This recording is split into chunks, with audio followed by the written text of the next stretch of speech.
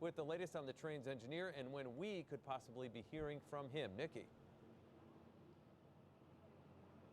That's right. All night and all morning, we've seen crews coming in here to the crash site, starting to remove some of that debris and replacing those train tracks. Meanwhile, NTSB investigators say they want to talk to that engineer, but it might not happen at all today because they say at the end of the day, he too has been through a traumatic experience. We want to find out what happened and why, and we're not casting any judgment calls at this point right now. Investigators say the engineer on train 188 was 32-year-old Brandon Boston of Queens, New York.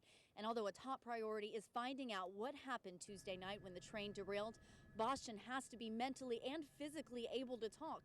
And right now, he can't remember what happened. I want to point out that for somebody who's been through a traumatic event, this is not at all unusual for human behavior to have the mind blank out things like that. What we do know, the train was going 106 miles per hour when Boston hit the emergency brakes, and at that point only slowed down to 102, which is still more than double the speed limit around the curve. That's when all 7 cars went off the tracks, killing 7 people and injuring 200. About 24 of those are still in the hospital. Boston himself was also hurt, but not seriously. We want to talk to this person and find out what his perspective was. Was it human error or did something else happen?